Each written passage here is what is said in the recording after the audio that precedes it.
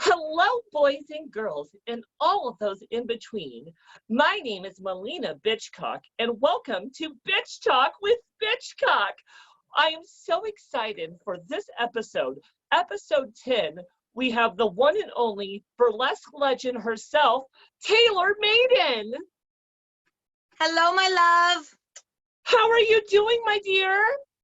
Oh, I'm doing good. It's nice to get all fancy again for a change. I know. Are you surviving quarantine over there? I am. I'm actually really lucky. I'm still working normally, so I'm actually able to get out of the house. Oh, you lucky little bug. I'm one of those that are trapped inside the house at all times, and I'm like, let me I'm sorry, boo. out! It's okay. I have this as an outlet where I get to see all your beautiful faces. That's a very good point. I love that you've come up with this idea. It's kind of a fun little thing. You know, I get to interview some people that I respect and love, and, you know, you're one of them. And I am so excited to get into this interview. Now, Taylor, are you ready to get into the bulk of all the questions?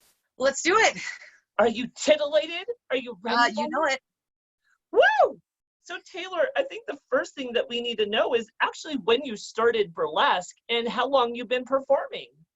I started in June of, don't make me do math, 2009. So almost 11 years. 11 years of doing burlesque. And what made you want to start? Right after I turned 21, my sister took me to a burlesque show at John Henry's, and I remember one specific act I saw, and I watched her perform, and I said, holy shit, I need to do that. Oh my gosh, that's fantastic. Now, you know, what was really so alluring about the burlesque world? Was it the confidence? Was it just the sensuality? Tell me a little bit about that. It was a lot of things. Partially, I've always loved showgirls and the flashiness and the glitter and the feathers. And, you know, when I was a little kid, I used to throw a fit if I didn't get to watch the Rockettes in like the Macy's Day Parade. And I've just always been obsessed with that side of things, and just seeing that live in my own town was just amazing to know that it existed here as well. Absolutely. I think that's kind of fun to know. So if you don't mind, for the people who may not be fully educated or may not know 100%, why don't you tell us a little bit about the art of burlesque and kind of what it is? That is a very loaded question. Historically, burlesque actually means satire. And Okay. so it was originally done, it was kind of the underbelly of vaudeville before it became like the flashy follies and whatnot. And it was done to make fun of the upper classes. Like the feather boa was there to be like, oh, look how rich and fancy I am. And so that's where it started. And it had this freedom for the performers of like, hey, I'm sexy. I'm going to tell you what's sexy about me instead of you telling me why I'm sexy. And so it gave them a bit of at least for me, it gives me that bit of power in that, you know, it's not objectifying really. It's saying, I get to control what you see. I get to control how you see it. I get to control what is sexy about me. I think that's very wonderful. And I think especially for women back then when burlesque probably started, I think that was an important thing for them because they can take back the power from a world that was highly dominated from men. And still is, let's be real. Absolutely, you're correct. You know, we still live in a world that's dominated by men. And, you know, I think it is slowly being taken back and we're starting to hopefully become into an equal world. You know, I love any female performer I get to work with just because, I mean, you guys teach me stuff too, bitch. So, Taylor, tell me a little bit, what is important for people to understand about burlesque? That I would say the biggest thing is that burlesque is for anybody. It doesn't matter age, gender, size, race, doesn't fucking matter. It really is, anybody can do it, anybody can succeed at it, anybody can make it their own. I think that's fantastic. Even I've done burlesque from time to time, and you know, I really enjoy it because as a drag queen, you know, burlesque is definitely a different art than what we're used to. We're used to going on stage, you know, dancing, lip syncing. Now with burlesque, you also have to kind of stage everything that you're going to do from step to step to step. And so it can be a little more calculative, a lot more harder. And you also have to be comfortable as a drag queen with your body because, you know, burlesque is something, depending on how you do it, you know, where you actually are going to show some of your body. And one thing I've done before is, um, do you know who Miss Chaos is out in Portland? Oh, yes. As much as I love Miss Chaos, I actually have a t-shirt that says I fucking hate Miss Chaos. Yes! Oh my God, I want that shirt so much. So Miss Chaos invited me years ago to come and perform at Circus Church. And I did a routine where I transformed from a drag queen to a man. And it was really fun. And it was actually very burlesque because by the end of it, I'm in a male jockstrap as a man. And when I started, I'm a full female. That, I wish I could have seen that. Yeah, it's fun. I'll have to send you the video, girl, because I think I did it to like Marilyn Manson's Sweet Dreams. So it was very like dark and kind of slow, but I enjoy doing stuff like that because burlesque, I think, pushes people out of their comfort zone and makes them feel like they can do things they never knew they could do. Would you agree? Oh, 100% agree with that. Also want to backtrack and say I adored Circus Church. It was my home away from home for so long. So I'm so glad you did it too. Yes, I was able to actually perform several times at Circus Church and perform with some amazing people, including Miss Chaos, David Daniels, Jackson Off, and so many other just fabulous people who are big stars in the burlesque world out there in Portland. Oh, I love every single person you just mentioned. Me too. I mean, I'll say I have a few crushes on well, let's just admit it. I have a total crush on David Daniels. That is one sexy human being right there. Who does not have a crush on David D. Daniels? I think every person that meets David Daniels is like, oh my God, take me home. Fun fact, I have his initials tattooed on my ankle. Oh my gosh, girl, that is fun. That's some tea right there. I didn't actually get him for him. I got it before I met him. But I am in a social club called the Drop Dead Dollies. And we all got the triple D's tattooed on us. And so now there's about a solid dozen girls running around Eugene and Portland with David D. Daniels' initials tattooed on them. That's sexy. Now, are the Drop Dead Dollies a burlesque thing? No, not at all. We actually haven't done anything in a really long time, but for a while we would throw like social events with like a band, and it would be for like a charity sometimes, or basically it was just an excuse to get together and drink and wear matching jackets. No, that's kind of fun to know. It kind of sounds like the Pink Ladies from Greece, and you'd be like, I got chills, they're multiplying. It was a bit like that. We used to have what we called One Drink Wednesdays, which usually ended up being one drink and countless Jello shots. Oh my gosh, that sounds a lot of fun. Definitely let me know if something like that happens in the near future. Now, Taylor, the one thing I really think we should know is, like, you know, you've been doing burlesque, you said almost 11 years. I wouldn't think you would continue doing something like this if it really didn't add confidence into your everyday life. Is that correct?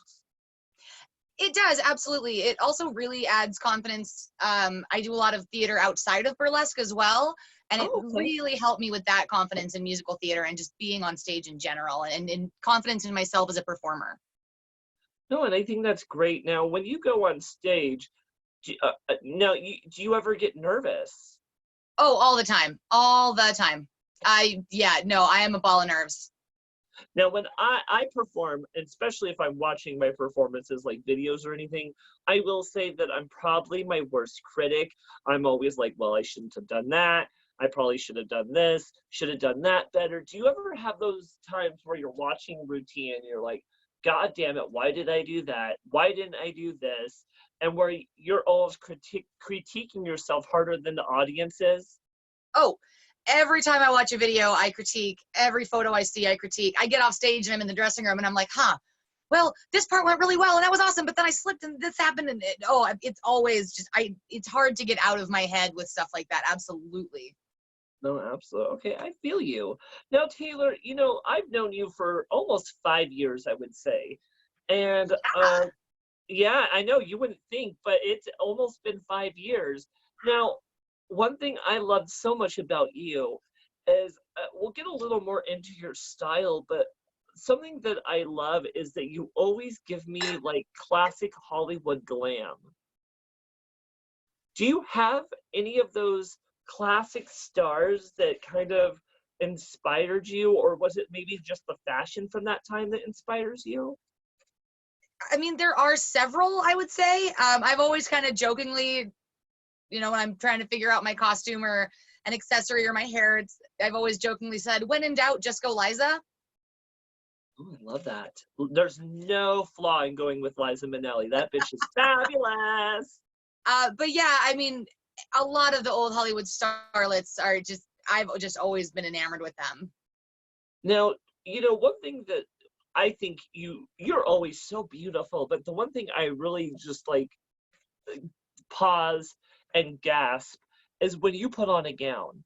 Whenever you put on a gown, I feel like you turn into like a 1950s harlot. I mean, or scarlet. Like, I don't know if harlot's the right word, but you just remind me like of those beautiful women walking the red carpet. Well, thank you, and I am honored to be a 1950s harlot. Don't worry about that. I do love gowns. Any excuse to wear a beautiful one. I wish you could see this full one. It's one of my favorites. But yeah, no, I love them. They just, I don't know, when you're in like a really full one, you kind of just stand different and you feel very elegant and just statuesque. No, absolutely. I will say some of the most beautiful I ever feel is when I'm wearing sequins and I have like a full puddle skirt that's like trailing behind me. And I'm like, it makes me feel my fucking oats. Yeah. So I know exactly how you feel. Oh no, if I put on a skirt and I can twirl in it, I am immediately 10 times happier than I was the minute before I twirled. oh my gosh, don't even get me in a dress that I can twirl in. I will instantly turn into Wonder Woman and then instantly turn into like Tornado Bitchcock ravaging the world. Tornado Bitchcock. Oh my God, please make that the name of your sex tape. Oh my gosh, a sex tape with me? Could you only imagine? Maybe I had imagined. I don't know. Oh, I love that. At least someone's imagining that. Now, Taylor, um, we did talk a little bit how you love that kind of classic style. Tell me a little bit what kind of style you bring into the burlesque world when you perform. Um, for the most part, I do what I call neoclassic, which some people will tell you isn't a thing. Okay, what is neoclassic? For me, I do a lot of, like you said, the classic costuming, the gowns, the boas, the big rhinestones, but I'll sometimes do, a newer song instead of an old classic song. And a lot of performers do classic numbers to newer songs, or newer style dance to older songs, or kind of just a mix of different, it's not fully neo, it's not fully classic. So I call it neoclassic and get to sound bougie. I think that's fantastic. And when you do these neoclassic routines, how do you pick a number to go with these classic looks? That really depends on the act. Sometimes I'll get a costume idea in my head and it'll take me forever to figure out a song for the act that is brewing. Sometimes I'll hear a song and I know I want to do it and I love it, and I'll sit on it for a year or two before I figure out what costume, what act, what I want to do. Sometimes I'll have a character in mind and then I kind of build around, okay, what song would work for this character? What does this character wear? It really varies act to act, to be honest. And I would almost think there's a small calculation that would have to come into planning your outfits and your performances because, there's, as we know with burlesque girls, you have tons of layers that you have to wear. Do you have to sometimes count your layers when you're actually planning a routine? Be like, I'm going to take this off, then take this out, then, and, kind of plan all of that out. Yeah, absolutely. There's many times where I've been, practicing and just in my head, not even actually wearing the clothes, just running through on a stage or something like that, and then realized, oh crap, the song's over and I haven't even imaginarily taken off my bra. Or, oh, everything got off too soon. Guess I'll add a pair of gloves. Oh my gosh, I love that. And I would think that sometimes, I've definitely seen that with burlesque shows where like, okay, you're performing, and then like that the song ends, and you're like also like throwing your bra off at the audience. But Um, I've done two things with that. Sometimes I'll just end in my bra and be like, that's what you get this time. Also, I've definitely done the like, my arms are out and it's just sitting there, so I'll just be like, floop. oh, a little peekaboo, yeah. Yeah, so it really kind of depends on, again, how far off the bra already is, I guess. So Taylor, when you're planning these looks, what actually inspires you to pick some of these looks and to even create some of these looks that you wear on stage? Um, a lot of it is based on historical costuming. My mom is actually a historical costumer. She likes to do a lot further back, Regency, Victorian, Shakespearean. I tend to love the 20s through the 60s. And she hates the 20s, but really just kind of looking historically at, different gown styles, different dress styles, and sort of what, if my song is from a specific era, I will try to, give my costume a nod that direction sometimes as well. So that also just sometimes I'll see a dress and, I'll be at a thrift shop and find a gown and say, ooh, this gown is $10. I'm going to make an act. Honestly, there's no shame in that. And I think I've done that probably more times than I could count, just because, you go thrift store shopping and you see some amazing costumes. You're like, okay, I can do at least 10 different things with this one look. Oh, And especially if it's sequins, oh girl, you can never go wrong with sequins. very, very true. Dear friend of mine, Glitterati LaRue, always calls the week after Halloween stripper Christmas for thrift stores. Oh, I love stripper Christmas. I have got some beautiful costume starters during stripper Christmas. And yeah, like you said, no shame in thrift stores. I mean, especially if you need like a good fancy fabric, go buy some curtains that are a beautiful brocade for $5 at your local thrift store instead of spending $20 a yard. That's a great tip. And I don't think that a lot of kids think about that this day and age, especially if you're like making a robe or like a little bit of like a skirt or something that you're going to peel off. That Oh would yeah. actually be like the almost right consistency of fabric for you able to pull that off. So that's fantastic idea, girl. I actually have a giant green skirt. It's more than circle skirt. So it's almost a double circle, and it has a train in the back, and it's really long and flowy, and it's this super, super lightweight satin fabric in this emerald green. And my mom actually found a emerald green bed sheet at a thrift store for like $2, and we made the whole thing out of it. And because it's a sheet or a curtain or whatever, it's already going to be wider fabric than you buy on the bolt, so you don't even have to like have the seam and all that. So it's really also circle skirts. Just find a circular tablecloth and cut yourself a waist hole with a zipper. I think that's a fun idea too, especially if you get those cage underskirts to kind of fluff it out. Oh, Yes, the little yeah. crinoline. Yes. So, No, my mom's going to kill me for giving away all her thrift shopping secrets. oh, it's all right. Keep spilling the tea. She gave birth to you. Like my mom says to me all the time, she brought you into this world. She can also take you out of it. My luck, I'd be death by seam ripper.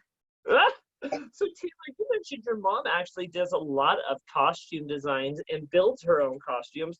Did you learn anything like that from yourself? And can you build any of your own costumes? I do actually. She taught me how to sew, and I was also, I worked as a costumer for the theater department when I went to college as well at U of O. So I learned a lot more from them, actual costuming and different styles of sewing. As far as like the really intricate designs and crazy stuff, my mom still helps me out a lot. Love you, Mama, for that. Usually I'll design, she'll create, or we'll create together, and then I'll embellish. But for things like skirts or bustles or, more basic things, those are like, I need to fix a zipper or a glove has a rip in it. That sort of stuff I do on my own usually. I can just imagine Taylor's poor mother shoved into a garage the size of a closet, and Taylor's over there whipping, but like, making my costumes, mother, make them now. It is actually a beautifully made shed that is larger than one of my past apartments. So don't feel bad for that woman. Her sewing area is divinely gorgeous. Oh, I bet. And I'm kind of jealous of you, Taylor, because the fact that, you have a mother who has been sewing probably most of your life. So you're Most of her able. life. She actually made her own doll's clothes when she was a little kid. That's kind of a fun fact. So she actually designed her doll's own fashion. Well, she and I have very different ways of sewing. She goes by patterns. I can't use a pattern to save my life. So usually she's not necessarily so much of the designer, but like she'll think of an idea in her head that she wants and design it that way, but she won't draft or drape her own pattern. She'll find a pattern or multiple patterns that she can mix the top and the bottom and the sleeves and do it that way. Whereas I drape and I pin and I do a lot of Hail Marys, and sometimes it works and sometimes I drink about it. It sounds like your method sounds very much something that I would do, where you kind of just take your own creativity, you pray to whatever's up there and hope everything works. Yeah. And yes, you got to swear at the sewing machine because those things, they respond to curse words. I swear they do. Oh my gosh, I love a little verbal abuse. Drag queens work the same way. You just like cuss at us and we're just like, okay, yeah, sure, let's get this going. To be fair, I've definitely been that person. You swear at me, all right, I'm good, I'm on it, let's go.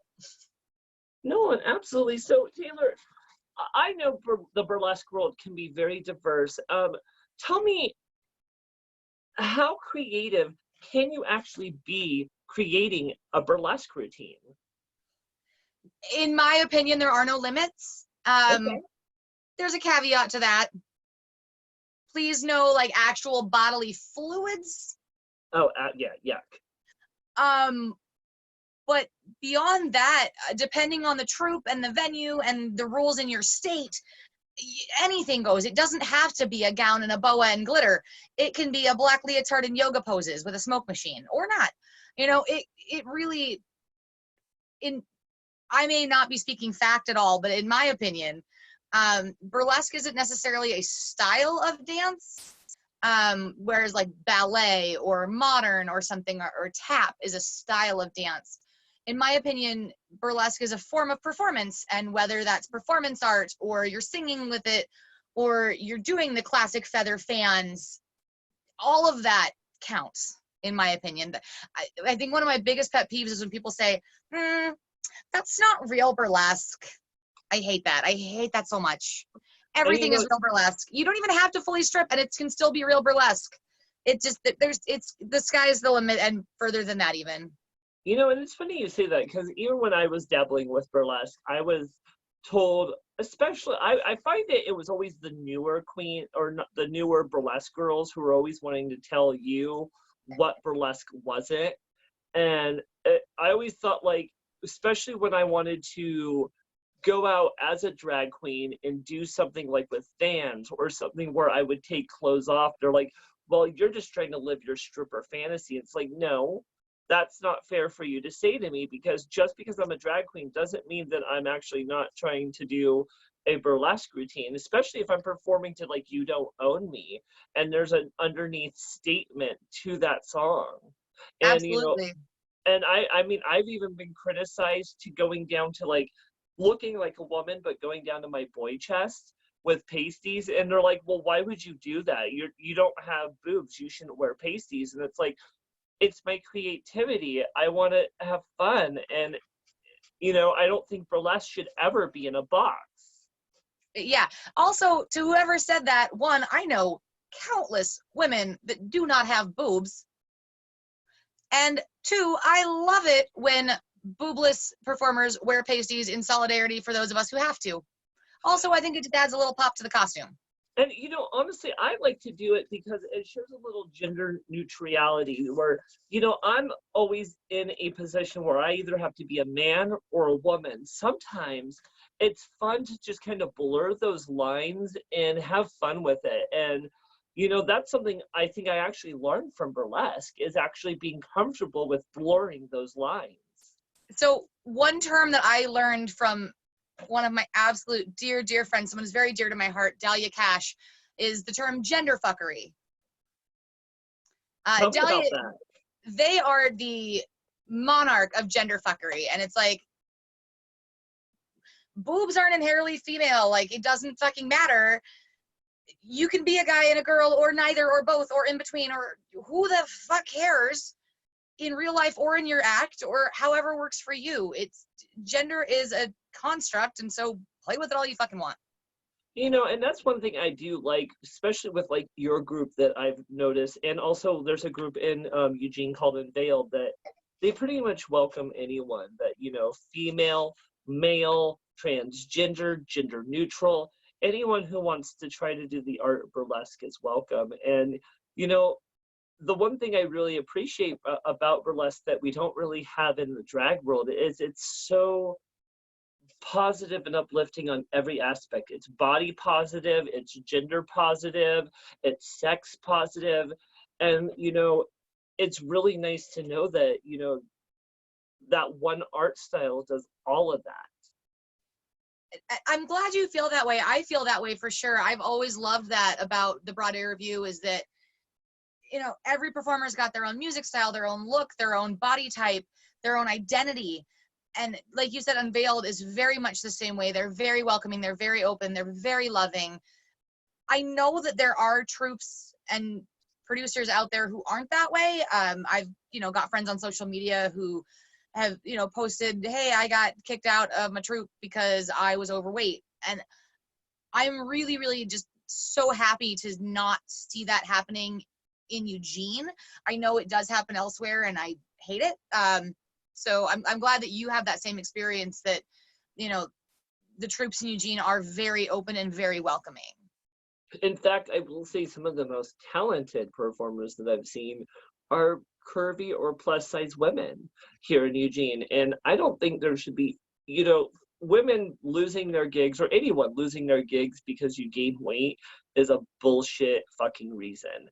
Oh, yeah, no, it was a huge thing. It was, like I said, it was a Facebook friend, not somebody I knew personally, but it became a big, big thing. And there was huge backlash, which was really great to see so many people standing up for this performer and saying, like, this venue is trash, this is not okay, you know. And it really, You know, it was heartening to see that even though that happened, so many people stood up and said, oh, hell no. and that is so fantastic to hear, Taylor, because we both know that living in a world that we, from the day we are children to the day we are adults, we are brainwashed to that we need to look a certain way to feel beautiful.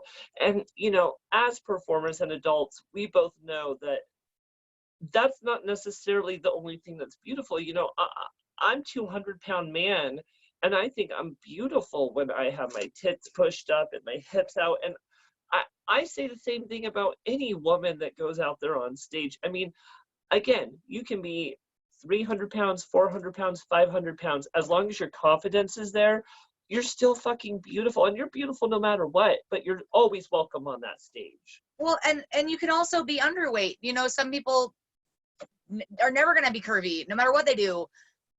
And I've seen some dancers who, you know, it's not that they're like model thin perfect body, they just happen to be very thin willowy people, and they feel very awkward in their body, and they don't know what to do with their extra long gangly limbs, and then they get on stage and they are magic to watch.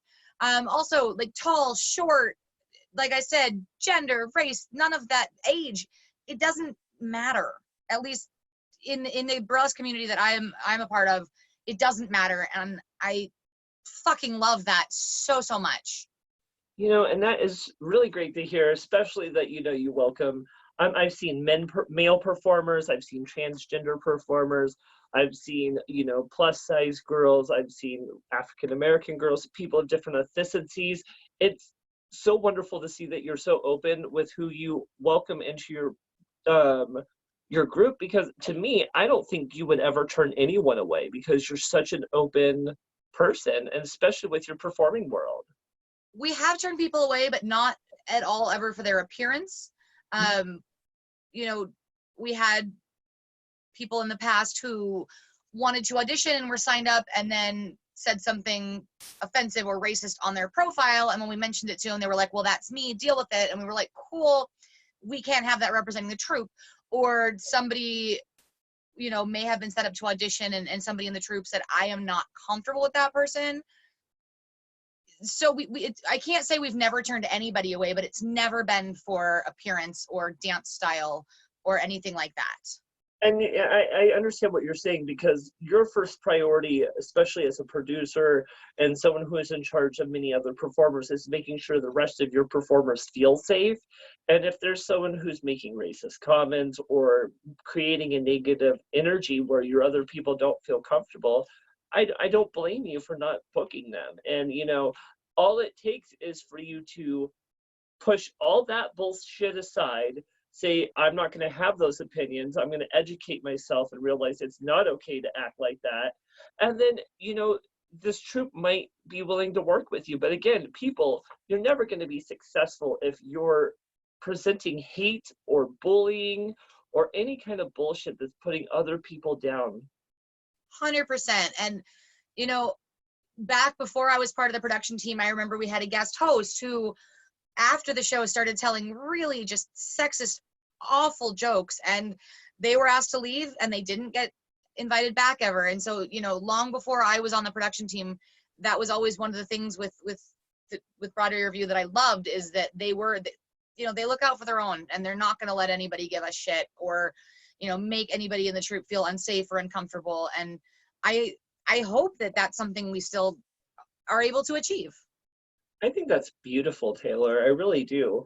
Well, let's get a little bit more into the performing life of burlesque. Now, I know watching burlesque, there's so many creative things that I've seen, such as women bathing themselves in like a champagne glass, or popping balloons, slowly revealing their body, or doing fun fan dances.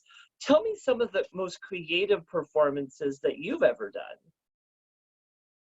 I think one that immediately comes to mind that I absolutely love, and it's one I don't get to do very often. It's The Sound of Silence by Disturbed is the song that I do, the cover by Disturbed. Okay. And it's a blacklight number. I used to do a lot more blacklight numbers back when we were at our previous venue, John Henry's. We had a lot more freedom in what we could do with the stage, just because of how the venue was set up. But right now, one of my favorite is, I start off in, you know, just a black t-shirt, black gloves, black thigh highs, and black booty shorts. So nothing fancy, nothing spectacular. And I'm laying on the stage, and as it starts, you know, I take off the first layer of black, and then I have these little pots of black light paint on the stage. And with my hand, I start to paint myself. And as I start to paint myself, the black light comes on. And as the song goes and goes, I lose more of the black clothing. I put on more of the neon paint. And it's really, the first time I did it, it was one of the most cathartic things I'd ever done in my entire life. But it also, it's one that really, I've never done it the same. However I'm feeling, whatever my emotions are, whatever I'm dealing with or going through at the time, really dictates how that act goes. But it's one that I really have always loved since I created it, for sure.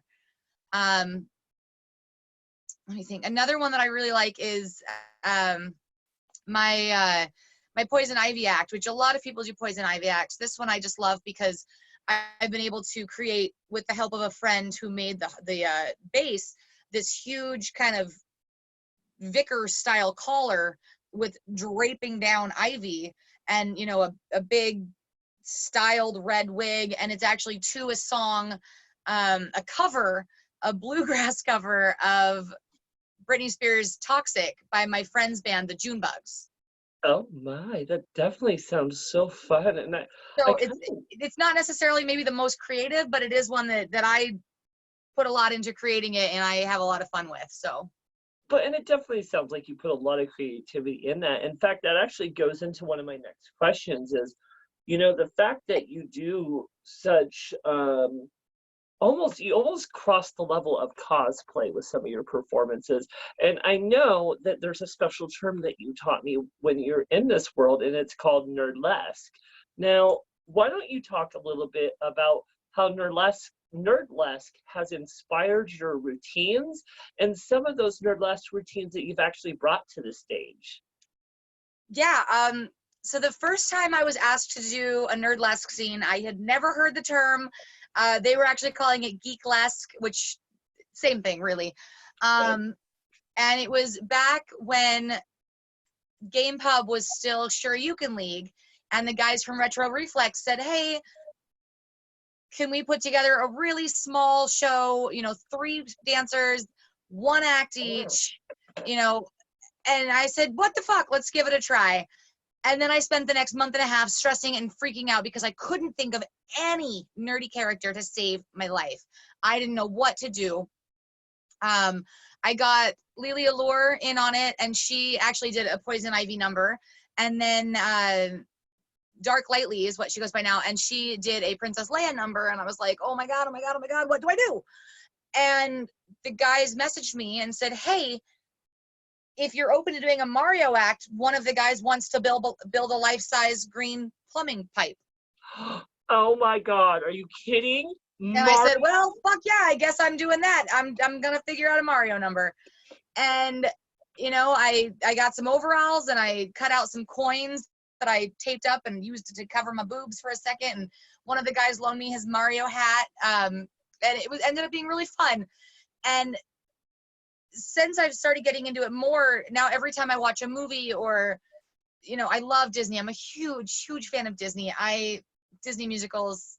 If you ever meet me drunk in downtown Eugene, name a Disney musical and I will sing from it. That's kind of a threat and a promise, I guess. Well, I'm going to hold you up to that, because the next time I see you at Lucky's, where I know you hang out, I'm going to be like, girl, sing me something from Pocahontas. I'm not going to do it right now. Not going to happen. No problem. I was tempted. I'm sure you have a lovely singing voice, but we don't want, we can't really rely on these recording volumes, right? I'm not singing right now. It ain't going to happen. Yeah. Not without auto-tune, right? Screw auto-tune. Oh, fuck, bitch. So, I love that we're actually talking about some of the nerdlesque routines and the fact that you did, like, Mario, because it really segues into one of the next questions, because one of the first shows I actually performed at when I moved to Eugene was a show you produced. And this is a show that you produce on an annual basis, and it's one of my favorites, and it's called The Famous Icon Show. Now, I love this show so much because every performance has to be based on a famous icon. And the thing that I love so much about what you've done with this show, or maybe who's come before it, is it can be any icon, from a historical icon, a pop icon, a cartoon character, anything like that. So tell me a little bit about that show. Yeah, so it definitely was not my original idea. I inherited the show. Mm-hmm. Josephine DeLove, I know I keep calling everyone a dear friend, but a dear friend, one of my absolute best friends in the entire world, actually, outside of Burley and inside of Burley, is Josephine DeLove. They were one of the, I don't want to misspeak, but I believe one of the founders of the Red Raven Follies, but definitely one of the producers. And they kept going with the Follies, even because the Follies was actually a dance troupe, and then after the actual dance troupe became a burlesque thing. Long story there. You can interview Josephine on another episode for that one. Anyways, the first show I ever did with the Follies was the Famous Icon Show. And Dandy Pie, another performer in town, recommended me to Josephine DeLove to be in the show because I had a Jessica Rabbit number and a Velma Kelly from Chicago number. Both really standard burlesque. Everybody does them, but there you go. And so I did the show. I fell in love with the idea of the show. I got to see, it was the first time I ever saw Josephine DeLove perform, and she did her Amelia Earhart number, and I was in love forever. It's still one of my favorite things that she ever does. And I just fell in love with it. And I got invited back the next few years to do that show again. And I always tried to do different ones, which is how the Poison Ivy one came about. I did Amy Winehouse one time. A lot of different characters. Queen,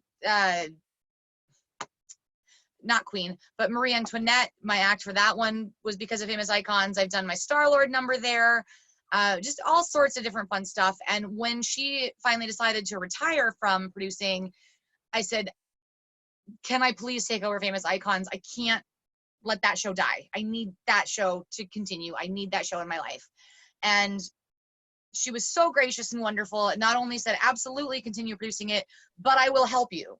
And in whatever way you need, whether it be setting up the background or kittening or making posters or anything. And so it's become an annual thing. I've done it 3 years now where, you know, I put audition requests out, Seattle down to San Francisco and to the East as well, and say, here's the deal. If you want to submit, please do. And it's actually become a really fun way to meet a lot of new performers from not this tiny little Eugene area, but close enough to the area that we are still part of the same larger burlesque community in, you know, the Pacific Northwest and slightly beyond.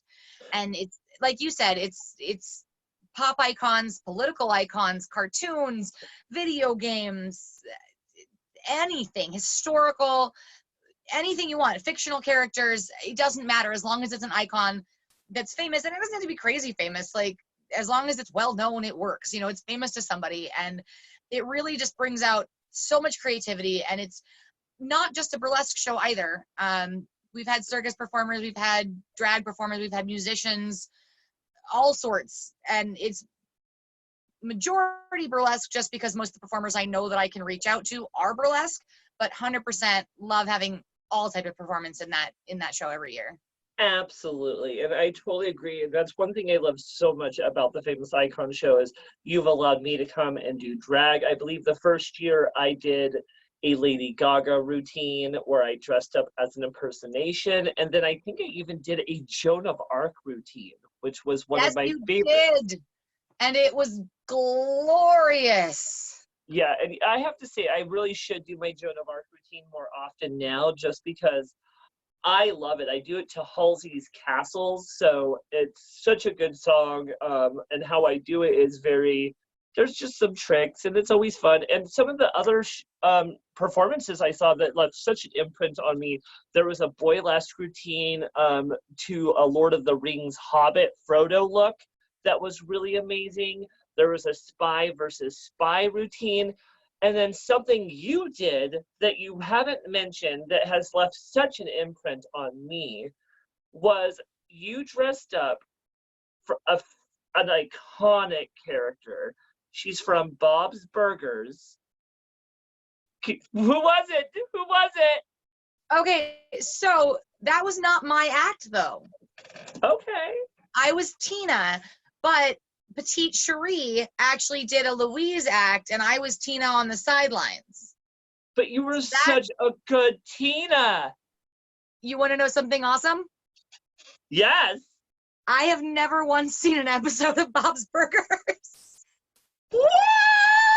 Girl, you were out there twerking. You were like shaking your butt. You had Tina down. How did you not watch Bob's Burgers? I literally have seen that many memes and GIFs or GIFs, whatever the fuck you want to call them, of Tina. That's literally all I knew was just Facebook life.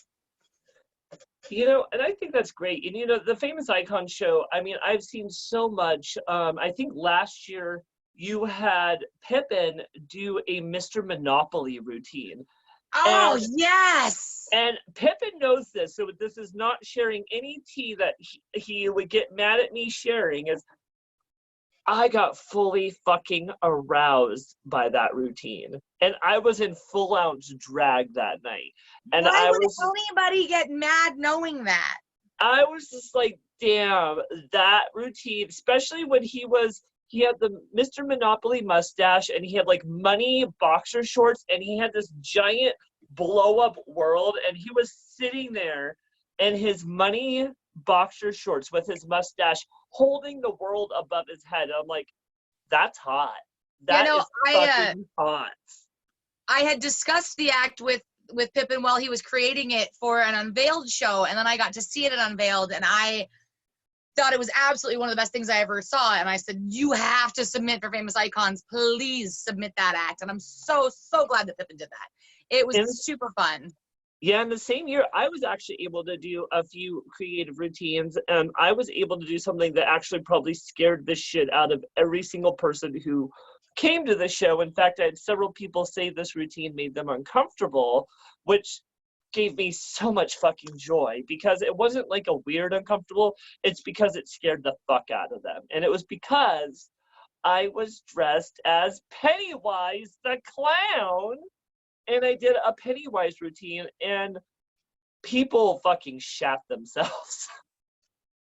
You were the hottest Pennywise I've ever seen. To be fair, I don't watch scary movies, so you're also kind of the only Pennywise I've ever seen, but you were great.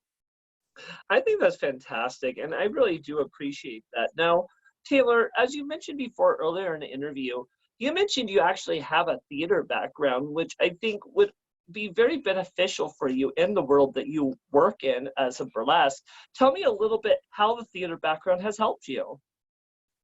It definitely does help. I think it might hinder in some ways, but mostly it helps. I think the hindrance makes me just more critical of myself, in that I know, yes, I'm someone who can dance, but I am not a dancer.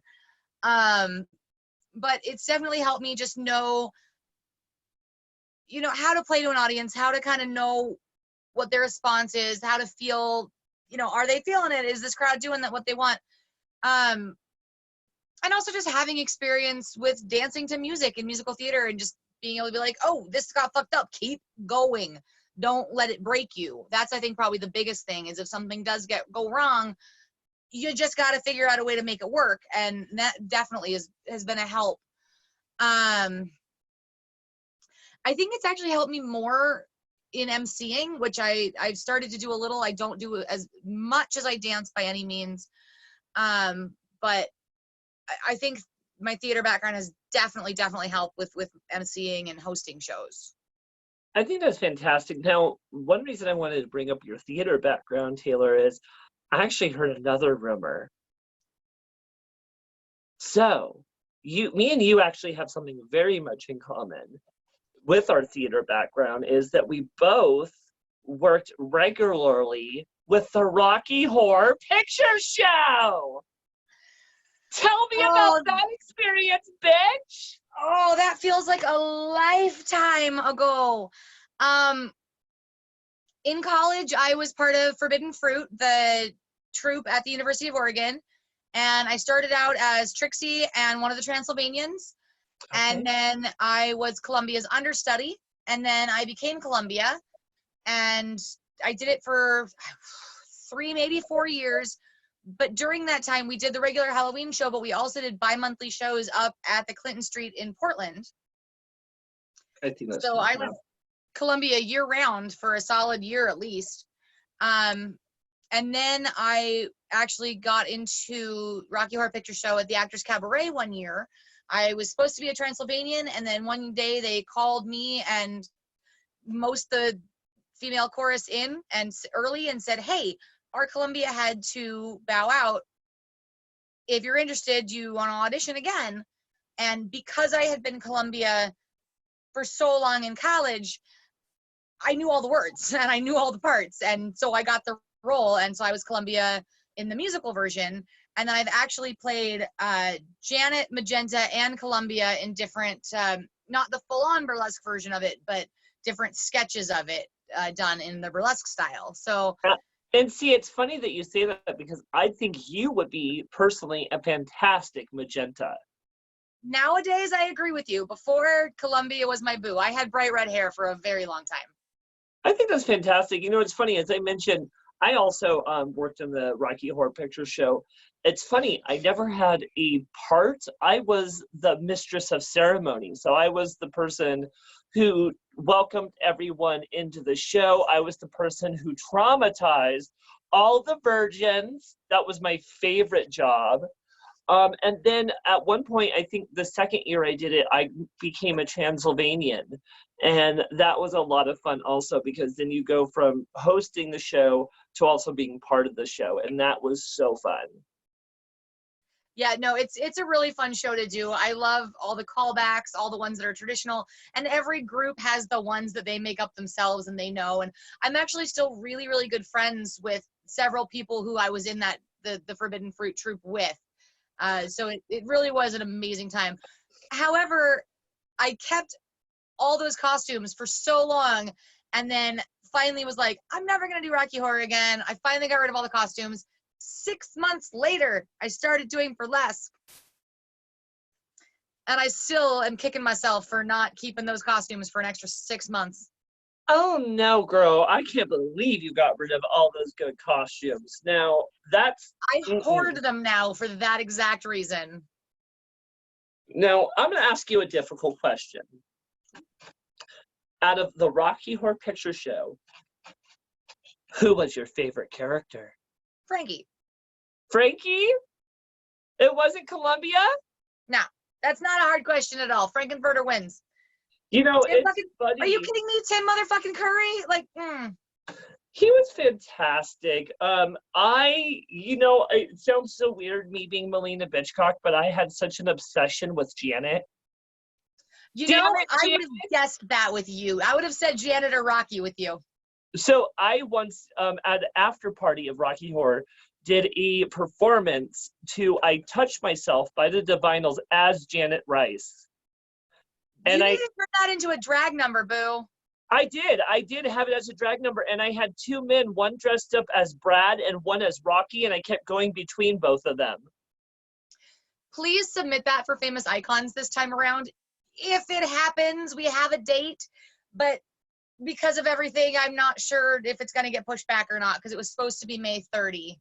I was gonna put out the submissions at the end of last month, but with everything happening, I postponed the submission entries. Well, I definitely hope Famous Icons does happen this year, because I do have a few things up my sleeve, including the Countess from American Horror Story. Ooh, I actually know a couple burlesque performers who do that number as well. I'm excited to see your version. Yeah, so I have a few things that I could probably bring to you. Now, let's kind of go to a different subject. Now, I also know that you produce some of your shows. Is that true? Yes. Famous Icons is one that I produce now, and then the semi-pseudo-regular Burlesque with the June Bugs, which is my friend's live band. I produced that one as well. I've produced a couple one-offs here and there, and then I'm a part of the production team for the Broadway review. So yeah, and that's actually going to be my next subject, is wanting to talk a little bit about the legendary show that is Broadway Review. Oh yeah, legendary. So Taylor, tell me a little bit about the history of Broadway Review out in Eugene, okay? Yeah. Well, it started before I was even able to be at a bar. I was not one of the founding members. Okay. But from what I know about how it started, Kitty Katrina said, hey, I want to do a burlesque show. And John Henry said, okay, let's make it happen. And so that's where it started. That's about Girl, it. There has to be so much more than that short little that was story that was the very tiny beginning. By the time I started, it was a well-known weekly show every Sunday night, our church, if you will. Brooklyn J and Jay Wynn Kronk were the two main MCs and hosts and part of the production team at the time. And Ditto was our producer, our stage manager, our stage kitten or manther, if you will. Our person, if we needed a prop person on stage to kill or dance with or step on or hold something, he was the everything to that show. Oh my God, I don't know how he survived doing it that long. It was a lot. He was that show for years. And so many amazing performers back then. Meridian, Loki, Ireland, Cinderville, Scarlet Storm, Kitty Katrina. I'm probably forgetting several, and I'm sorry if I've forgotten you. Peaches, that's, yep. Well, Not our perfect. current Peaches. We had a different Peaches. Well, tell me a little bit what we would expect from a Broadway review performance then. Back then, it was really anything goes. There was some classic burlesque. It's very similar to today, actually. Some classic burlesque, some crazy, weird, out there performance art. Kitty Katrina had this one where she would literally take a hatchet to multiple TV sets on stage. It was interesting. It was crazy and amazing and so wonderful. And yeah. Okay. Well, tell me a lot of people bit. think, oh, the Broadway Review, it's a lot of classic, it's a lot of Broadway stuff. We're actually named that because our original venue was 77 West Broadway. And that makes a lot of sense because we do have a Broadway street out here in Eugene. Absolutely. It's actually 9th Street if you go by the numbers. It's 8th Broadway, 10th. That's all you got to remember. Oh, I love that. So why don't you talk to me a little bit about the John Henry's era? I was a latecomer to it. The John Henry's era I knew was the end of the second John Henry's era. There was actually another John Henry's, then they moved. That John Henry's is now an apartment complex. But the one that I knew was grimy and dirty and amazing. Sounds like most of the men I like. Wonderful and family and home. And it's one of those dive bars where you walk in and you're like, I may have just gotten gonorrhea, but I'm with family and I'm going to have the time of my life tonight. So who the fuck cares? And it was a wonderfully magical place for people who were part of that family. Absolutely. I still miss it to this day. I know that there are other people who miss it more. And I know that there are people who are glad it's gone. But yeah, we made it literally rain on that stage. And I'm not talking like money. I mean, Ditto would climb up into the proscenium with a watering can that he was wonderful enough to fill with lukewarm water and pour it on us if we wanted it to rain during one of our numbers. Oh my God, that's fucking production level right there. I had some theater friends see a show and they were like, how the fuck can you guys afford a rain machine? I'm like, it's called Ditto with a watering can. You know, we danced on the bar. It's just that place was magical for so many reasons. It will never have an equal. It will never exist again. And I am so, so happy that I was a part of it for even just a few years. No, absolutely. Like I said, I've met family there, you know, Brooklyn and Jay, haha, same person. Brooklyn and Kronk and Ditto, and because of knowing them, so many other people as well. And you know, they adopted me as their little sister, and they will forever be my big brothers that I never got to have as growing up. And they protect me and they look out for me and they flick me shit all the time, just like a real big brother would. That's for sure. I think that's fantastic, Taylor. Now, why don't you talk a little bit about how the burlesque scene in Eugene has actually evolved? A lot. So when I first started, the Broadway Review was a weekly, every Sunday night show. And then there was also the Red Raven Follies, which did, I'm going to get murdered because I'm going to get this wrong. But I believe the Red Raven Follies did an annual Valentine's show and an annual Halloween show. And I don't know if there were any that were set annual shows, but they did, you know, a number of others throughout the year. And that was it. And then Trudy Botchery came onto the scene like the firecracker she is, and killed it and did amazing things, and still is one of the most creative people I will ever meet, and just absolutely blew everyone out of the water with the shows she put together. And then Red Raven Follies folded and became Baphomet Cabaret, and I started producing TaylorMade Productions occasionally, you know, once with my friend's funk band, and then with the June Bugs, and then the Famous Icon shows. Bayou Betty does I think a quarterly at Old Nick's. We now have Unveiled over at Spectrum, which is monthly. Broadway Review is actually now monthly instead of weekly. A little over a year ago, we switched just because there was no need to have a weekly footprint anymore. There were so many other shows, and it's just really grown and blossomed, and there's more interest in it. And it's really wonderful to have seen it come from one little underground show and one troupe that was more of like a group dance troupe that was more, like they said, Red Room Follies, they were kind of more vaudeville follies style when they first started, to a thriving, full, just beautiful burlesque scene in our town. And it's really awesome to see that change. I think that, and that's really wonderful to hear, especially because I feel like burlesque is something that we really need in this town, just to give a little bit of culture, add some confidence for those women who don't realize that they can do something like that. Because I know a lot of women are like, oh, I can't do that. I don't have the body to go on stage. And I turn to them and I tell them, honey, anyone can do that as long as you have the commitment and the confidence to go on that stage. Now, you're beautiful just the way you are. And believe me, people are going to love you to see you on the stage. And the thing is, you don't even need the confidence as long as you have the ability to fake it till you make it. I mean, I've gone up there and been nervous as hell, and you turn on that smile, you go your way through the glitter, and you make it happen. You know, eventually you'll get that confidence and it will help you gain it, but you don't actually need it to start out with. You just got to be able to fake it. I think that's fantastic advice, Taylor. I really do appreciate that.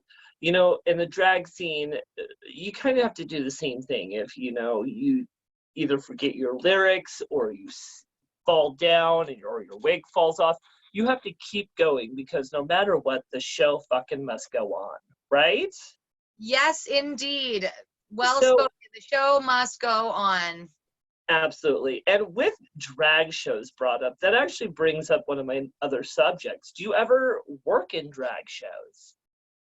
I have started to dabble slightly. So I even heard that you're starting to dabble as a drag king. Is that correct? Ooh. It is. I've actually never done a drag queen number. I've done now 2 drag king numbers. My drag persona is Frank Lee Madeir, the man who just don't give a damn. Oh, I love it. I love that name. I love a good name with a pun.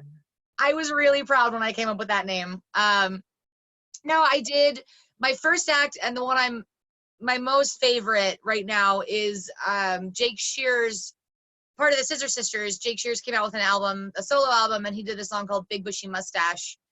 And I do that as kind of a leather daddy. Ooh, like kind of Tom's of Finland kind of style? A little bit. But there's the mustache and the biker cap and the leather jacket and the black jeans, and yeah. Yeah, that's definitely Tom's of Finland. And then I did one for every year. Broadway Review does a Broadway show where we do one night a year where it actually is all stuff from Broadway musicals, new, old, whatever. And I did an act from West Side Story, the Be Cool. That one. Girl, I mean, I may be gay, but I don't know all musicals. Come on. I can't snap in gloves. I'm trying to snap here, and that's all I got. It's just the song's called Be Cool. That's all I got. But it's the greaser look, the rolled up white t-shirt, the jeans, the slick back hair. And then I'm working on one actually that I don't know when I'm going to debut it, but I'm working on an act from Little Shop of Horrors as the dentist, the Steve Martin character. Oh, that is exciting right there. Now, yeah. I love that you dabble with drag kings. Now, do you ever actually have to do burlesque at a drag show? I have been in a few drag shows. I really love them. They're a very different experience than a burlesque show for sure, but they are a lot of fun. Well, explain a little bit about the different experience a little bit. For one, you have to be like, hey, reminder, someone please pick up my clothes, because they're going to stay on the stage. Right. That's not always the case. A lot of times the producer's like, yep, I know you're doing burlesque, I got this. But occasionally you have to be like, I'm naked, help. Also, the audiences are very different. They are used to being able to not necessarily like touch and grope, but give money and things like that. Where in burlesque, it's like, nah, I got this choreographed thing and I'm taking off my extra set of underwear. I don't have time to take that dollar. Please just throw it at the stage. And that sort of thing is very different. But for the most part, a lot of people that I know go to both and they are in the same crowd. So there's differences, but there are a lot of similarities. And I would definitely agree that there's definitely some similarities. The one thing I love so much about drag is you can become a different person. Do you find that when you do burlesque? I do. A lot of people ask me, oh, is this Taylor or is this your non-performance person I'm meeting? And for me, while Taylor is not necessarily a character, she's definitely a different persona, a different personality. It's kind of like me amplified. It's me with the confidence to be whoever the fuck I want. And also, and maybe this is from my theater background, but a lot of the times when I do, for example, nerdlesque or, a really dark number or a really super happy Princess Bubblegum style number, it's Taylor putting on a character even. So it's a weird multi-layered, that's the best I can describe it. And I think that's fair, girl. And I totally think that's fair. Now, I think this next question is probably going to be the shadiest question I ask you throughout the whole interview. And some shade. Who is your favorite drag queen? Bitch, you know it's you. Damn fucking right it is, because I'm fucking Bitchcock. That's right. And because you maybe might have coached me on the answer. Well, I had to slip you $100 bill for the answer, so. I have not seen that yet. Well, because it's Monopoly money. That's why. What? So let's turn subjects a little bit. Now, Taylor, I know you've done some amazing things throughout your career. Let's talk about some of the most iconic things you've done. A little birdie even told me that you performed all the way out in Scotland. I did. A name that I brought up before, Josephine DeLove, she goes to the Edinburgh Fringe Festival every year. And a couple years ago, she actually produced a show in the Free Fringe. And it was the Great Merkin Show. And she invited... show? Like the Merkin where you wear a wig where your pubes should be? Yes, but it was also a play on America. Oh my God, that's funny. But she's fucking brilliant.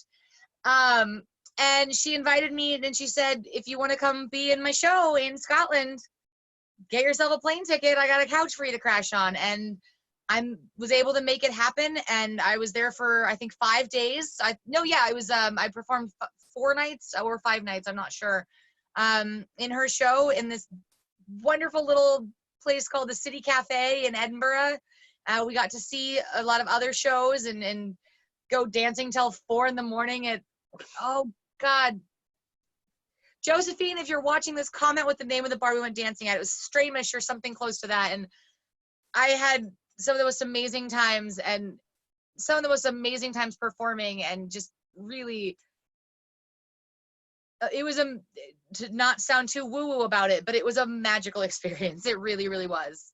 Well, bitch, you went all the way out to Scotland. I mean, that better be a fucking magical experience. Now, the fun thing is, a lot of bars in Scotland don't carry Jameson's whiskey. I had to drink a lot of Maker's Mark, and it was really sad.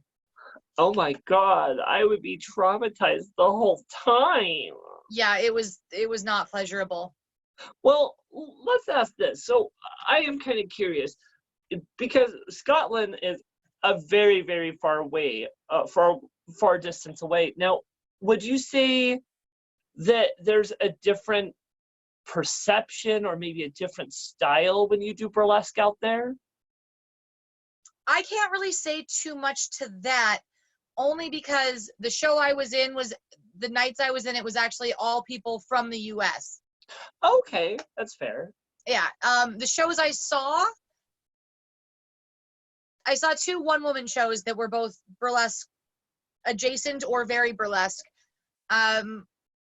And I would say there were some differences, not anything huge. And I don't really think there was anything that stood out that was like, wow, I would have never what the hell happened? Like, what? No, for the most part, it kind of feels like the experience is fairly similar across the board. That's fair. The reason I ask is because I know, like, when we do drag out here in America, it's very different than what they do out in the UK. In fact, they just released RuPaul's Drag Race UK, and their style is very refreshing to watch because it's almost a different perspective. And I Really? kind of appreciate that. So I was wondering if it almost translated the same in the burlesque world. Like I said, I can't speak to it that much. I saw 2 one-woman shows, and then the show I was in was all US performers. Hey, So it, my experience isn't really indicative to what is burlesque in Scotland, and fair is fair. I feel you, baby. I feel you. So, speaking of Miss Taylor, you are a fantastic burlesque performer. I mean, you are absolutely so fucking good. Now, with that said, have you ever considered teaching some burlesque? Um, I have. I've actually taught not like any long-term classes. I've taught a lot of workshops, like really basic intro to people who are interested in burlesque, haven't done it before, basic, like, here's some boa tricks, here's some, learning how to peel a glove, just, basic stage presence. I also really love coaching. A lot of people don't know necessarily that term, but I do also offer my services as a coach for hire, where it's something that I did a lot in college with musical theater and regular theater. Was somebody has an act, or back when I did in theater, a monologue or a scene, let's say, but an act or a routine, and they perform it, and the coach, watches and says, I like this part, maybe you can change this part, maybe try adding this. And whatever they give you doesn't mean that's going to make it the best thing ever, but it's take what they give you, work with what's going to work for you out of what their advice is. And it's just kind of, it's like a peer review, but a one-on-one, and in a more just in a sort of teaching kind of way. It's hard to describe coaching, No, but I think that's great. that's actually what I really, really love doing, with both theater auditions and burlesque. It's something that I actually studied in college. I did the whole student teaching pedagogy program to do that. And so I love being able to do it with burlesque as well. I think that's fantastic, girl. And I was actually going to ask a little favor if you didn't mind. So, do you maybe think you could teach us something on the live feed here? Maybe, like, I don't know, maybe a glove reveal or something. All right. I mean, I'm going to teach you some basic shit here. All right. This is like, and you got to, first off, don't wear a ring when you want to peel a glove off. They Oh, get in that's the good way. to know. Bracelets too. They're a problem when you want to take things off. Well, I love jewelry. Oh, these are not ones that I've prepped for teeth removal, but I'll do my best. One thing that I have been taught by multiple people that I do occasionally is on the inside of your glove, sew a little bead so it sits up a little higher, and then your teeth have something to clamp around. That's a brilliant idea that I would have never known that you would have done. Yeah, I have a few pairs that are like that. I've heard it from a lot of people that do that. So I'm actually just gonna do a little, if there were music, you can go with the beat, like Da da da na na na na na na. and then you want to play with it, like, oh, am I gonna take it off yet? I don't know, maybe. Ooh. Oh, and Yeah, I will warn you now, I have not done my nails, boo. it's all right. And then oh, you can make a little phallus if you want, like, what? Mm-hmm. And then you can Yeah. twirl it. You can run it over your boobies, under your boobies. Oh my goodness. I would toss it, but I'm probably gonna put it back on. And Girl, then you also, you've got your classic teeth reveal.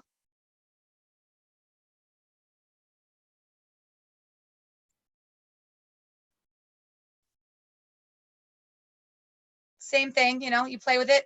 One thing that I learned from watching other performers that I like to do sometimes is you lay it here and then just, it got stuck to the sequence, didn't even work, but it's supposed to go and come off that way. Oh my goodness, a little booby launch. That's fantastic. Now, Taylor, it sounds like you guys have some fantastic tricks and things that you do in the burlesque world, and I really appreciate that. So, there must be an amazing event that happens every year where you can learn some of this stuff. In fact, I know there is, and I know that you go to it once in a while. It is called BurlyCon.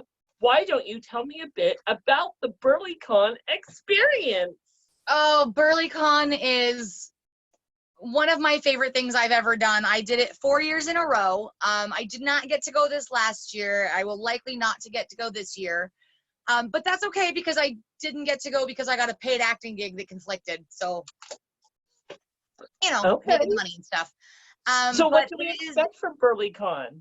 so it is held in Seattle yearly, and it is a 4-day, well, BurlyCon is, burlesque convention, Burlesque Con convention. And there are no shows or performances like you might find at Burlesque Hall of Fame weekend or Viva Las Vegas or, all those other ones. They have peer reviews a couple of the nights that you can apply to be in. But other than that, it's workshops and dance classes and history classes and merch booths that are out of this world and, themed, just fun get together nights. And you get to know so many other people in the burlesque world, and you get to learn so many things, and you get to eat shit food and ramen and peanut butter and jelly for 4 days. And it's really, I can't explain how much I have gained and learned. And, I have some friends that I see there. That's all I ever get to see them. And there's people that I just absolutely adore. Just, ugh. It sounds like BurlyCon almost has a BurlyCon family that comes every year. It does. Oh, and most of BurlyCon is that family. That's the thing. It's huge. It's everybody just is there to learn. And, I spend 4 days in t-shirts that swear at people and the funnest print leggings I can find. And I might do some makeup if I feel like it, but there's no pressure to be your on stage self the whole time. You just get to go and learn and be with people who also are there to do the same thing. And every single class I went to said, I'm going to show you the way I do this. There's no wrong way to do it. Do it in the way that works for you. And it's just so welcoming and positive and loving. And if you ever get a chance to go to BurlyCon, whether you are a baby burlesquer or you've been doing burlesque for 40 years, go to BurlyCon if you can. It's amazing. They should pay me to advertise, but I'm not being paid. I just love it that much. I gotta love a good sponsorship. So yes, definitely go to BurlyCon the next time that it's open. Hopefully that it actually happens this year with everything that's going on. Now, Taylor, BurlyCon is an amazing festival or convention that happens every year. Are there any other festivals or competitions that you are involved with throughout the year? Well, there's festivals and competitions all over all the time. All over the country, all over the world, summer festivals, summer meet and greets, summer competitions. The only one that I've been involved with was the Oregon Burlesque Festival. I performed in the first 3, I want to say. That sounds right. I was never in the competition portion of it, but I was in some of the performances up there. 2 of my mentors from my Burlesque 102 class that I took from All That Glitters Academy, Holly Day and Tana the Tattoo Lady, founded it. And that's how I found out about it. And I submitted and got in for 3 years when it first started. Okay, I love that. And I love Tana the Tattoo Lady. I'm actually working with her to get her on the show. Hopefully we'll have her here in May.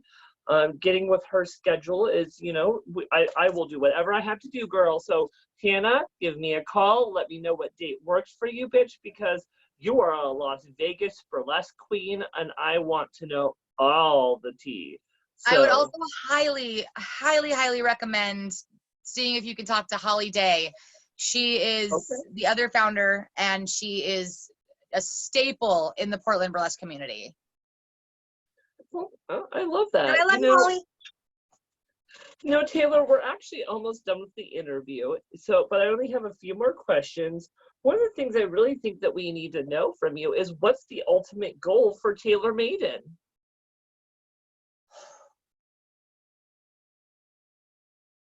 To never Do you run out of know? glitter? I don't know.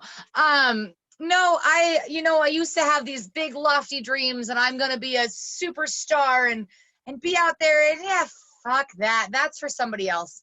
That's a great dream, but it's not my dream anymore. I want to be a part of my burlesque community, small and large as it may be. I want to help foster connections with other people. I want to produce great shows. I want to bring Portland people and Seattle people to Eugene, and I want to help Eugene people get to Seattle and Portland and beyond. And I think I want to be a very sparkly, glittery, performing burlesque mom. I think I want to be a mentor and I want to help others, and not necessarily to live vicariously through them because I still have my own adventures ahead of me. But I really want to see this burlesque community thrive and grow and help it in any way that I can. And that's what I want more than anything. No, and I think that's totally beautiful, Taylor. And I think that's fantastic. And I totally respect that. That was such a pageant answer. Well, I come from the drag world, so pageant answers are like half of our answers. Fair. So, I think that's fantastic. Now, Taylor, speaking of the drag world, in the drag world, we have something called RuPaul's Drag Race, which is on reality television. Let's say they come out with Dita Von Tee's Burly Race. Would you consider competing? Yeah. You would? Yes. Yeah, just I mean, a few years ago, I'd have been like, fuck yeah, let's do this. I'm gonna win. And now I'm like, you know what? Just for the experience, just to see what it's like, just to get out there, especially first season, because first season is always the easiest season to win. So definitely first season. But no, I think it'd be fun. I'd have a blast. I'm pretty good with a hot glue gun and a handful of whatever you throw at me from the bottom of a craft drawer. So yeah, why the fuck not? I think that's so fun. And I think it's very calculative and fun that you're like wanting that first season, be like, I want the first season so I can fucking win, get the money. Oh, hell yeah. Big, smart. Now you get into season 4 and 5 and you've got all these seasoned, like professional already, like doing the festival circuit, $1,000 costume people. And I'm like, well, I'm out. Ooh, it's not Corona, I promise. Oh my goodness.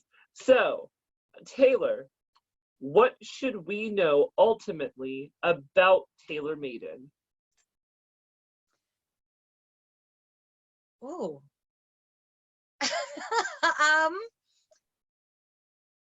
Well, I love glitter. Duh. I also love Jameson. So if you're ever looking to get me a gift, don't combine the two into one thing because that makes it undrinkable. Ooh, glittery Jamesons. That sounds fantastic. No. I love both and never the twain shall meet. God, what? I don't even know. That I'm a nice person, even though sometimes if you stop me during a show at a bar, I come off like a bitch because I'm hyper focused. I don't know. Well, that's fair. Let me help you a little bit. Is there ever a boundary between burlesque and real life? Oh, yes. My boundary is blurred in some places for some people, which is fine. But for me, my professional life and my burly professional life do need to stay somewhat separate, just for my own peace of mind, probably more than anything. I'd probably make a bigger deal out of it than I need to. But it's something that I prefer to not have crossover. My theatrical life, my life doing musical theater, that crosses over into my work life and it crosses over to my burlesque life. So that not so much, but, and also, I have people who know me by my non-burlesque name and by TaylorMaiden. And it's really nice when they say, I don't know which one to call you right now. And they ask and they double check. And I really appreciate that because there are times where it needs to specifically be one name, or for my own safety, I don't need certain people knowing, you know, whether they know me in my real life and they don't need to know my burlesque name, or they know me from burlesque and they don't need to know my real information. Just as a safety thing, absolutely, it needs to be there sometimes. And, I think that is an important boundary to know that, we're not always in character mode. And even though you may know that we're a character or that we're a performer, it doesn't mean that it's always okay to call it out or announce what we do, because, sometimes we just want to be undercover. We just want to live our lives and we just want to be people. So, I mean, I think that's a fantastic thing to share, Taylor. So, Taylor, what is the next thing once the quarantine is lifted, the bars open back up? What should we expect next? Well, definitely the Broadway review will come back stronger than ever with an amazing revival show. So no worries about that. We've survived worse before. Also the Famous Icons show. Like I said, I had a date May 30th. If that's not a viable date, I'll find one later in the year. And then also I have been trying to get the next Junebug show on the calendar, and I cannot wait to do another. That's the semi-regularly live music show with my friend's band that I do, that is just always a spectacular show. So those three things are what's on my radar for sure. I think that's fantastic, Taylor, and I'm so excited to see what you do next. Well, guess what? We only have one more question, and then we're going to go into a little game that I've done for you. Taylor, a game? I'm so shocked. I know. I've made sure you were prepared for it, because this game we almost do every episode. It is called Truth or Drink. So I'm going to see if I can get you to take some shots. But before we get into that, Taylor, one last question. Yes. Now, you have worked with me many years, and you know I'm a crazy queen. Do you have any funny stories working with me? You know, I mean, you're the one that taught me about gluing earrings to your ears, that's for sure. And these days I'm using glue dots just so I don't destroy my ears. There you go, boo.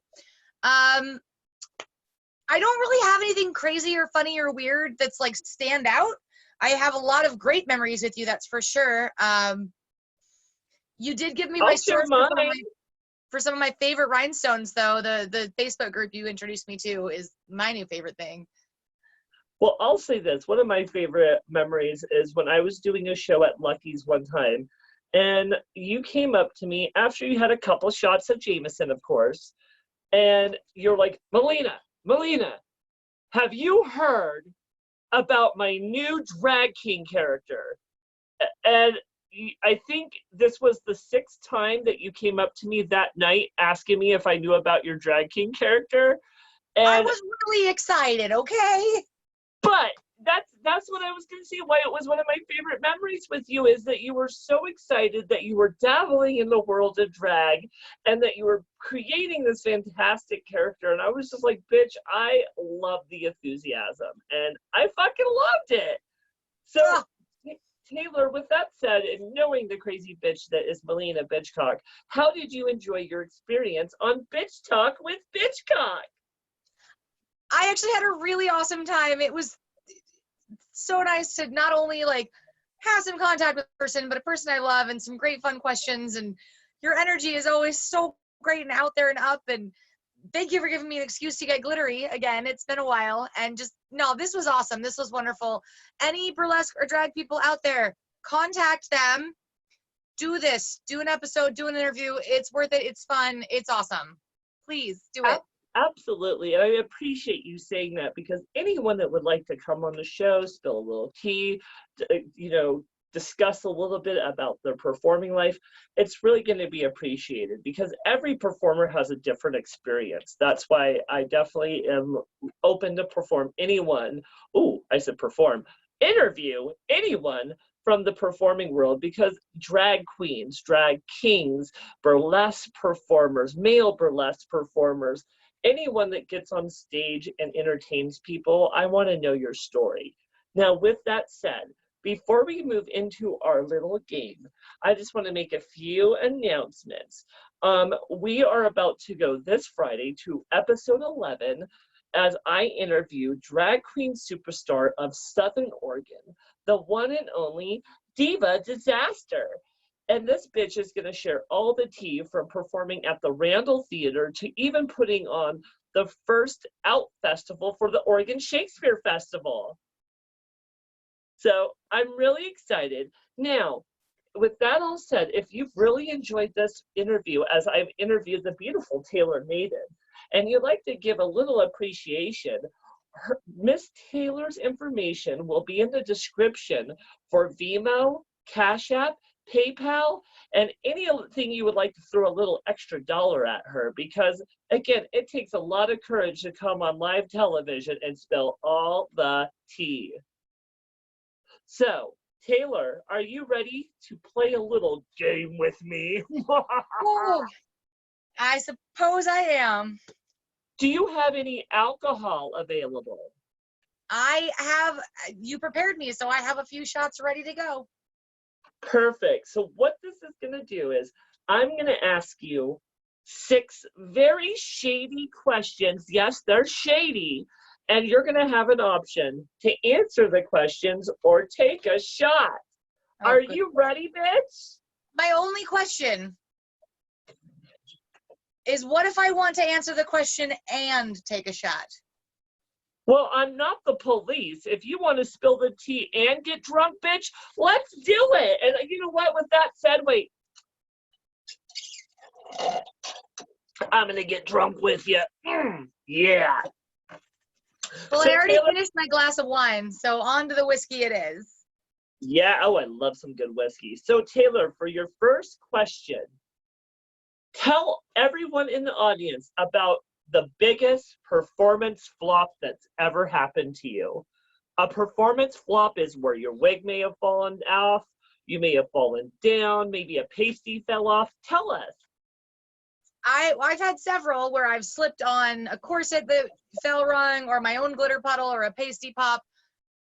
The one that was my biggest flop ever was my second time ever performing burlesque. And it was when I started Broadway Review, I was immediately in a weekly show and coming up with my own acts. And the second week I did it, I had one act that I have never done since. I won't do it. And I did The World Is Not Enough by Madonna, and I tried to do like the little James Bond number. And it was so bad. It was so bad. I wasn't clicking. I wasn't feeling it. And I literally remember in the middle of the number thinking to myself, what the fuck am I doing? This is fucking terrible. Okay. You know, and I've been there myself. You know what? I'm where gonna drink just so I don't have to remember that act any longer. Take a shot, baby. Take a shot. And you know, honestly, I've had those performances too, especially when someone's like recording them and filming them back. In fact, let me spill some tea for you. When we did the last famous Icon show, I thought I was going to do this epic drag look where I was going to do a drag version of Austin Powers. Bitch, I look like shit. And let's just say all those professional photos that were taken of me that night got moved to the trash. Don't blame the photographer on that one because they know who you are. Oh yeah, and no. I love the photographer from that show, and they usually can get this beautifully. You might be related to that photographer. I don't even know. Well, I might be. Who knows? I know my best friend's mom married him, so who knows? I think that counts as family. Yeah. So Taylor, for number 2, I think I might get you to drink, but we'll see. What's the most scandalous thing you've ever done in burlesque?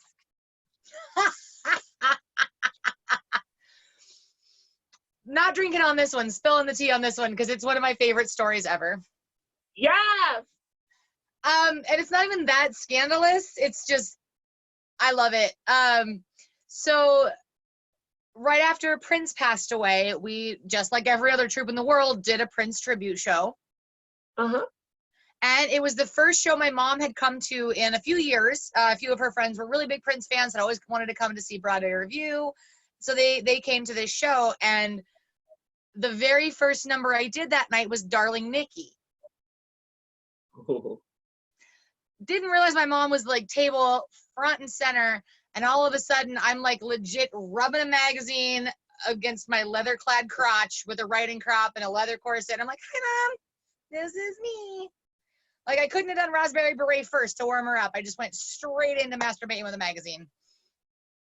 I mean, shit, poor mom. That's embarrassing. That's pretty scandalous to masturbate with a magazine with your mother watching. I mean, She was like 5 feet away. She thought it was hilarious, luckily. she thought it was hilarious. Meanwhile, where you're traumatized. A little bit. Okay, well, you've answered 2 of my questions. I'm going to see if I can get you to drink this next one because, again, I throw some shady questions in here. Is there anyone that you will not work with? I'm going to answer no with the caveat that I'm taking a shot. Yes! I love it. And, I will say this, Taylor, I have a feeling that you're such a professional that you would work with anyone, even if you don't like them. I will work with anyone. There's a small amount of people I will not work for. Amen. I feel that 100%. Okay. Here, let's see if you'll answer this one, Taylor. What is the most expensive costume in your closet? And give us a number. I'm going to have to drink only because I don't know. I don't keep track because I don't want to know. Behind this blue thing is, lots costume wall. Lots of costumes. I legit can't answer. I actually don't know the answer. This dress might be one of them. It's a Javon Stratton original. It's beautiful. It's wonderful. I actually bought it at BurlesqueCon. Okay. Well, shot. You're lucky I get to go to bed soon after this. No, I'd love that. It's true, Taylor. Me and my boyfriend were sitting down not long ago. We were discussing how much money was invested inside this drag closet that I have here. And I was like $25,000, probably even more than that. And he almost shit himself because he's like, you have almost that much money in dresses, shoes, jewelry, and wigs. And I'm like, probably more. Oh, yeah, because then you count the appliques, the rhinestones, the accessories, the gloves, the boas, the tights, the makeup, the hair product, oh, God, the hats, the flowers, the pasties. Oh, yeah, I don't even want to know how much I have invested in my burlesque career. Okay. For number 5, either take a shot or tell us a funny backstage story. I'm going with the backstage story. So, at the 2nd annual not Broadway review, whiskey's going in my head. At the 2nd annual Oregon Burlesque Festival, so it was held in August in Portland, so it was hot as balls, and we were at Dante's, which has no air conditioning in the basement, which is the dressing room. Oh, no.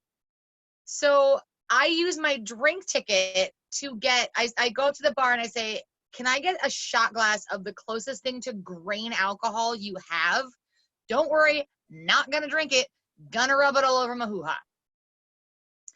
So they look at me weird, but they give it to me, and I go downstairs, and I want to say it was Ruby Rounds. I may be wrong. I'm sorry if I'm wrong, but I think Ruby Rounds and I were there together, and yeah, I'm pretty sure it was. And we find this like 5-gallon Home Depot bucket. Set it down, and we find a box fan that we set down and turn on its side on top of the bucket. We take napkins and this nasty ass, I think it was like HRD or some shit, wipe it on our hoo-has so our carpet tape on our merkins will stick because we're sweating so bad, everything is falling off of us. And we literally just go like knees out to each side, straddling the box fan as it's blowing air up onto us, trying to dry out things so our merkins don't fall out off mid-number on stage. It was that fucking sweaty. And it was amazing, and I loved it. Oh my, that definitely sounds like a fun story, and I do appreciate that. Now, Taylor, we have one more question for the game, and you can either drink, tell the truth, or because it's the last question, you can definitely do both. So, Taylor, throughout the whole burlesque world, tell me your number one burlesque crush. Oh, throughout the whole world? Yeah, girl, I can't make this easy for you. I don't think I have a number one in the whole world. How about Tana? She's beautiful. Oh, I love Tana, but I don't know if you're allowed to crush on your own burly mom. I mean, I would. Hey, mommy. Call me She's mommy. up there for sure. I don't know if I have a number one. I mean, we already talked about David D. Daniels, obviously. Oh, God. You know, Dame Peaches Von Killingsworth is very much up there for me. That woman is something else. Oh, my God. No. Lola Coquette. Ooh, is she Lola pretty? Coquette, 100%. That is it. 100%. Lola Coquette is my heart. Oh. Okay, well, Taylor, for spilling that tea, why don't you go ahead and take that shot also? Oh, fuck you. Oh, well, you know you want to. She's like, you're going to make me drink. How dare you? You know she loves it. I pre-poured it, not like I was planning on putting it back in the bottle. I mean, if you weren't to drink it, it would just be alcohol abuse, and we can't let that happen now, can we? I think that was alcohol neglect. Well, perfect. Well, Taylor, you survived all my questions for Truth or Drink, which also means you survived the full interview for Bitch Talk with Bitchcock, and I'm so happy you came on the show. Oh, this was wonderful. Oh, absolutely, girl. And you shared so much information that I really think people are going to appreciate it. Now, if you enjoy these episodes and you want to show a little extra support for Miss Taylor, please give her a little tip. Dollar bills, $5, $10, even those $20 are appreciated at these times because, again, these are hard times and we don't have gigs to perform. So all I need is just the tip, just for a second, just to see how it feels. It's not that hard. Oh, yeah. So again, look in the description where you can find their Venmo, PayPal, Cash App, and just make sure to give them a little special attention. Now, if you really enjoy Bitch Talk with Bitchcock, please tune in this Friday as I interview my drag sister all the way from Southern Oregon, Miss Diva Disaster, as we share all the tea about producing some of the most high production drag shows out in Southern Oregon. So again, boys and girls, and all those in between, thank you for tuning in for Bitch Talk with Bitchcock as we learned deep into the world of burlesque and get to know this fabulous Broadway review queen. Again, Taylor, I love you, girl. I love you, boo. Thank you so much. This was awesome. I love you. Absolutely. And again, thank you all for tuning in. I love you so much. And I will see you this Friday. Love you all. Bye.